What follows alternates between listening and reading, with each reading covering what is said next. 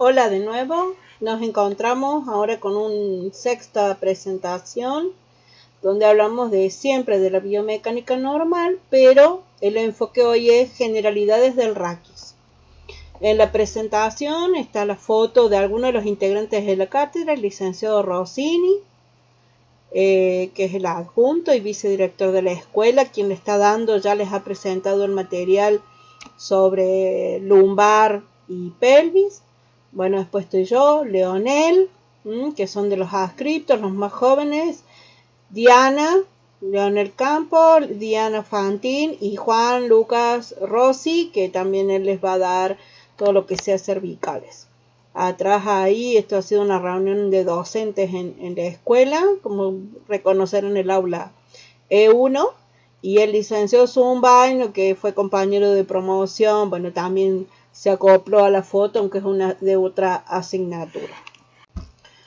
Generalidades del raquis. Mecánicamente podemos entender que tiene una cierta rigidez que también es flexible.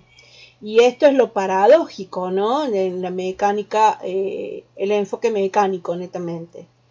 La función, por un lado, pilar central del tronco, que soporta la mitad del peso del cuerpo, y fundamentalmente esta otra mirada que es protector del sistema nervioso central, la médula espinal, y de allí escurren los nervios periféricos, que forman el sistema nervioso periférico.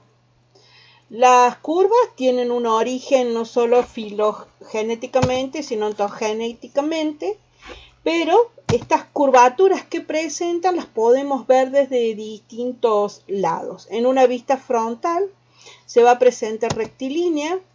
En una vista sagital va a tener concavidades, sean anteriores o posteriores, y esto le va a dar mayor capacidad de soporte del peso. Si a la espalda o al raquis lo apoyáramos contra un plano vertical, que sería un plano frontal, que correspondería a la pared, vemos que debería tener, para estar en equilibrio, 3 puntos de apoyo. Estos puntos de apoyo van a estar dados por la cabeza, la parte posterior de la cabeza, el raquis dorsal, y luego está los glúteos. Los glúteos sería el tercer punto de apoyo. En esta evaluación se supone que el otro punto que está apoyando el mismo plano serían los pies. Esto daría un equilibrio antero-posterior y que habla de la funcionalidad de equilibrio del raquis en general. Hay una estabilidad y resistencia tanto intrínseca como extrínseca, ¿no? Este juego de fuerzas que vamos a ir viendo y desplayándonos enseguida, vamos a ver cómo le permite esta cosa que confronta, ¿no? La vida. El raquis está formado por vértebras y las vértebras tienen las características de, por un lado, un cuerpo vertebral y todo un arco posterior que va a tener las carillas articulares entre sí con otros huesos en particular. El cuerpo, que sería la parte más rígida, más estable, la que soporta el peso principalmente, va a tener una cortical, un rodete marginal, las trabéculas o líneas de fuerza. En esto, si hacemos un corte, en este caso de perfil, al vértebra, vemos el gran trabeculado que presenta el tejido óseo esponjoso, pero que sabemos que estas laminillas óseas permiten soportar la fuerza de distintas direcciones. Como elementos de unión tenemos en la parte anterior 2 y en la parte posterior 4. En cuanto a los ligamentos, no solo la cápsula articular, los medios de unión acá van a ser muy importantes y van a tener que darle gran estabilidad, sobre todo lo que es el disco intervertebral, que le va a dar mayor unión, ¿no? Por el tipo de tejido, las laminillas que forman el disco intervertebral. En una división funcional tenemos dos segmentos en un sentido vertical.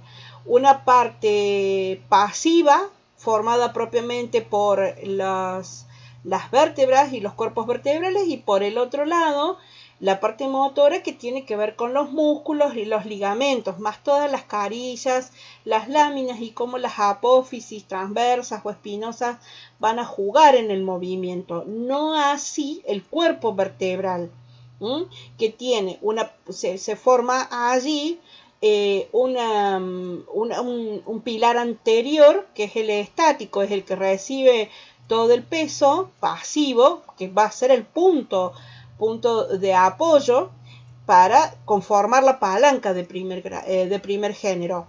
Y por el otro lado, en la parte posterior, que es lo que se mueve, lo más activo, lo más dinámico, va a permitir el movimiento, pero va a tener la potencia. Le va a tener la potencia. La resistencia siempre va a ser el peso del cuerpo, que tiende a flexionarse.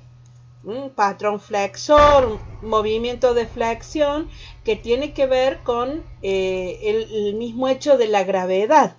La gravedad nos va a tirar hacia adelante. Esta es una fuerza extrínseca al cuerpo, ¿sí?, que nos va a tirar hacia adelante, un patrón flexor, y los músculos espinales que están por detrás de las apófisis y propiamente también de los cuerpos vertebrales van a ser los antigravitatorios más importantes para mantener la bipedestación y la mirada al horizonte, que es lo que buscamos en las personas.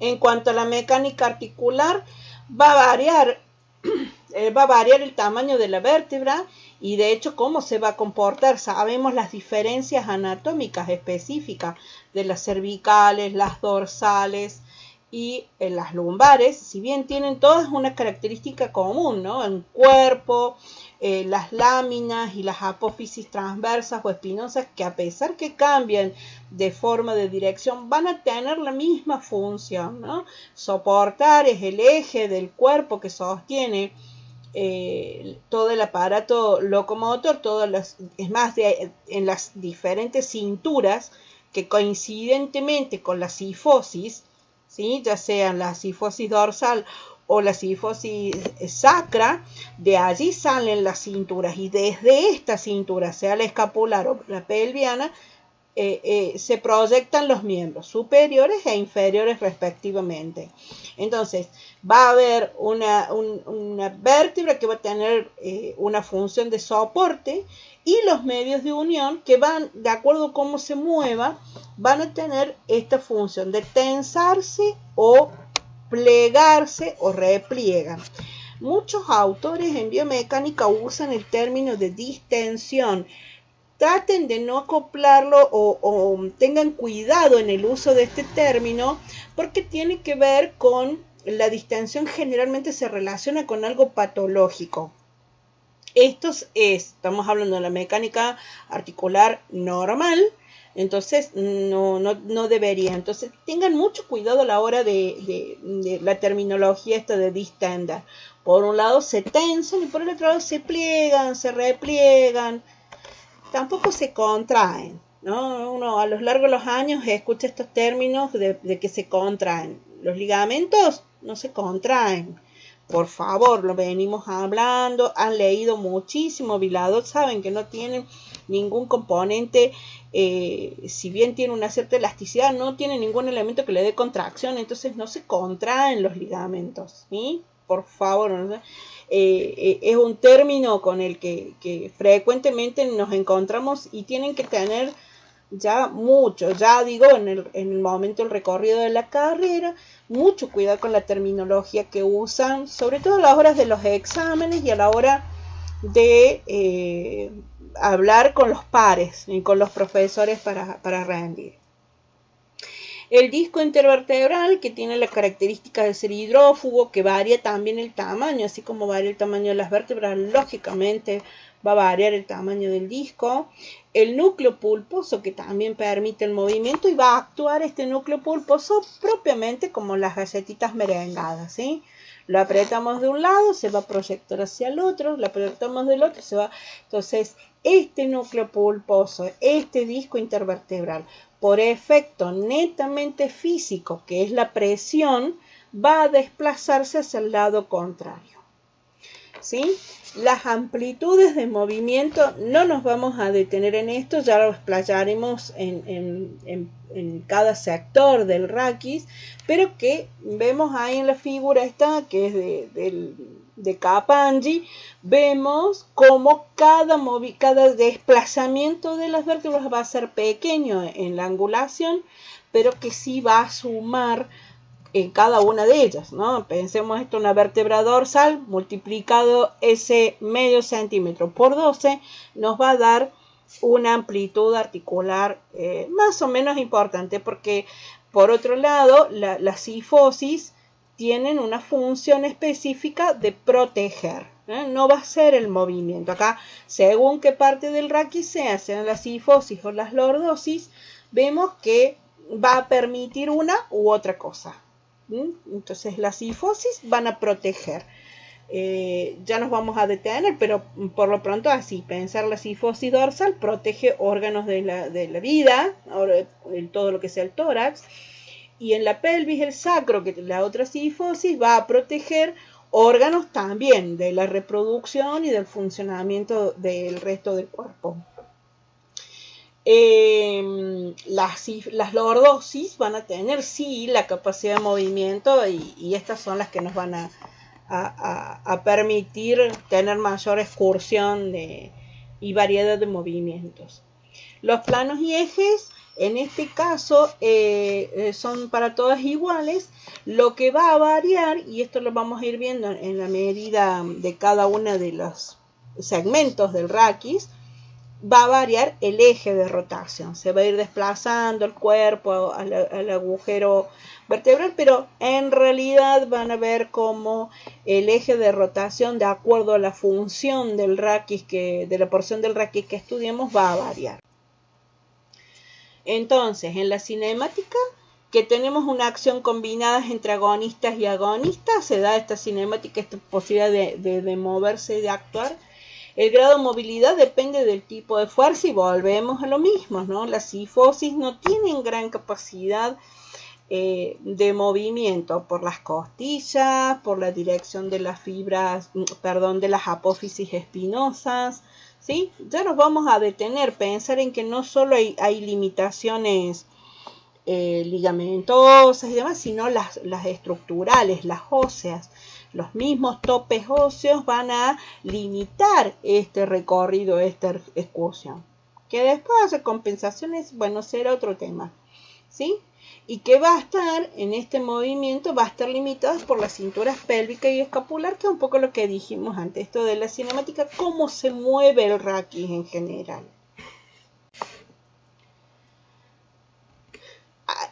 Volvemos a esto, o sea, por un lado tiene la capacidad de moverse y ser flexible, y también tenemos este otro enfoque de la estabilidad de la columna, que permite soportar movimientos en todos los sentidos. Ahí tenemos un dibujo donde muestra las líneas de tensión que soporta el disco intervertebral según cómo se mueven los cuerpos, el supra o el infra, ¿no? El que esté por arriba, el que esté por debajo del mismo disco. Se soporta la tracción, ¿sí? Soporta el cizallamiento, la lateralidad y la rotación, ¿sí? Faltaría ahí la compresión, que sería lo opuesto a la tracción, pero que van en el mismo sentido las fuerzas, nada más que opuestas. Que confrontan, ¿no? El cizallamiento lo venimos nombrando ya desde uno de los primeros capítulos. Es una combinación de fuerzas donde el disco intervertebral sufre mucho y lo tolera, acompañado con una buena actividad muscular, no debería ocasionar problemas. La lateralidad, que era el ejemplo de las galletitas merengadas que les decía recién, y la rotación, bueno, este otro movimiento que se produce, pero que va a variar en cuanto a la amplitud y al eje de rotación, va a variar a qué parte del disco. Cuanto más atrás el eje de rotación, va a sufrir más las fibras anteriores del disco intervertebral. Si el eje de rotación está al medio de la columna, bueno, van a sufrir parejito todas las fibras del disco intervertebral, tanto de adelante por detrás. Siempre estamos hablando del disco. No nos hemos salido del disco intervertebral. Entonces, tenemos una estabilidad que soporta unas fuerzas intrínsecas y otras extrínsecas. Las intrínsecas es la presión que tiene el disco, el encaje de las carillas articulares y la tensión de los ligamentos y las cápsulas. Esto es bien intrínseco, bien adentro.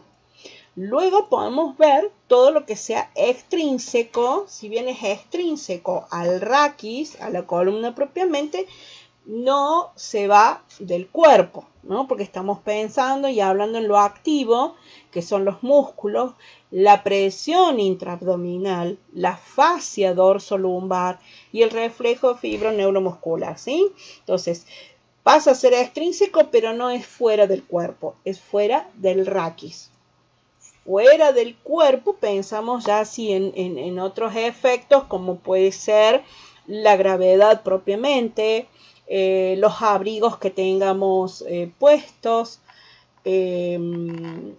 accesorios que soportemos en la cabeza. Hay culturas que llevan elementos en la cabeza, los objetos en el hecho del trabajo, el cargar las bolsas de cemento, si pensemos en 50 kilos, cómo las cargan. Entonces hay una combinación. Por ahora nos vamos a quedar en esto, intrínseco propiamente dentro del disco y la columna propiamente, y el otro extrínseco, lo que tiene que ver dentro del cuerpo. Nos vamos a detener en un próximo encuentro todo lo que sea presión abdominal y la fascia dorsolumbar, que bueno, acá algo hablamos, pero ya lo van a ver más explayado. Eso en general con raquis, pero me queda un poquito anticipar lo que ya van a ver con el licenciado Rossini, con el licenciado Pablo Rossini, que es el raquis lumbar y la cintura pélvica. Ya sabemos que es una lordosis, habíamos dicho, estamos repasando que la función es el movimiento. En cuanto a la pelvis, es una cifosis y va a proteger. Entonces acá tenemos las dos figuras, una el aparato digestivo, órganos netamente densos, pesados, el intestino, el hígado. En la otra figura el aparato urinario con una serie de músculos, de órganos, el útero que no está ocupado, la vejiga, ¿sí? El útero que después también se puede ocupar, y esto va a estar con un embarazo, y esto también le va a aumentar peso y carga a la cintura pélvica. El raquis lumbar tiene también la responsabilidad de contener o tener al centro de gravedad, es donde se produce en este choque de fuerzas o cruce de fuerzas, que a veces chocan, pero bueno, este cruce de fuerzas, tanto de la acción como de la reacción. El peso del cuerpo por un lado, que ponemos ahí, soporta el peso del cuerpo, y por el otro lado el empuje que también va en el movimiento, durante el movimiento desde los miembros inferiores, ¿sí? Hay un soporte de peso que se va a bifurcar a nivel de la cintura pélvica. Esto lo van a ver mejor en el práctico respectivo, pero sí quiero rescatar en esto de que repasen o recuerden los medios de unión, ¿sí? Cómo son las carillas articulares del sacro y de los ilíacos. Hacen una congruencia. Algunos autores hablan como las ruedas del tren con las vías, en un encaje tan fuerte, tan resistente. También tienen que ver con la cantidad de ligamentos, los sacroilíacos, toda la serie de cruces que tienen la cantidad de ligamentos y la forma.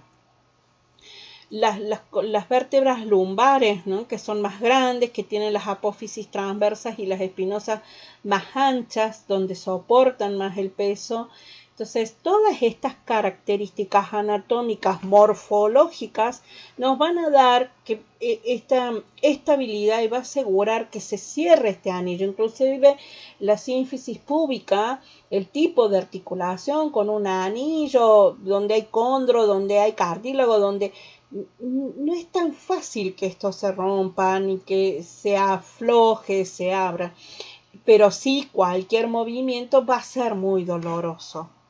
Entonces, entender que este anillo osteofibroso dado por la pelvis, los ilíacos y el sacro por detrás, un sacro que también recuerden que si lo miramos tiene una forma triangular, una forma de cuña, va a trabar, la base del raquis va a trabar, va a encajar de una manera entre los dos ilíacos para que esto no se mueva, porque aparte en ese espacio, aunque no hay, todas las vértebras están fusionadas, sí transcurren los nervios periféricos, llevando toda la información hasta los pies y sobre todo a lo que ya veremos más adelante, el piso pélvico y el control esfinteriano, ¿sí?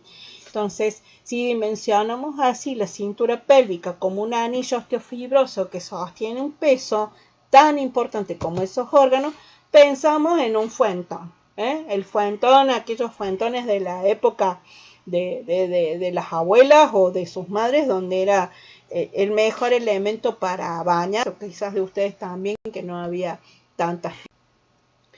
Entonces, ya entraremos más en detalles y lo van a ver, este músculo que se ve ahí, que en realidad es un músculo que está en el libro de los Guinness, porque es un músculo que sale desde la columna lumbar, viene en la parte lateral posterior, lateral no, sí posterior con respecto a todos los planos, y se cruza por adelante para llegar al trocánter menor.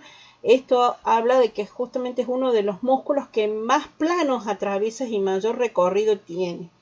La importancia que va a tener a la hora de la estabilidad y los movimientos de la pelvis es muy grande y les complica la rehabilitación, sobre todo los que hacen neurorehabilitación, también en la deportología, pero la neurorehabilitación, la espasticidad de este músculo lleva también aplicación de Botox o de la toxina botulínica, mejor dicho, porque en realidad Botox es una marca comercial, ¿no? La toxina botulínica también se la suelen aplicar al psoas ilíaco por la mecánica que tiene a la hora de su funcionamiento y darle estabilidad a lo que simplemente buscamos, sentarnos sobre los isquiones. Piensen en esto, sentarnos sobre los isquiones, que es la forma normal.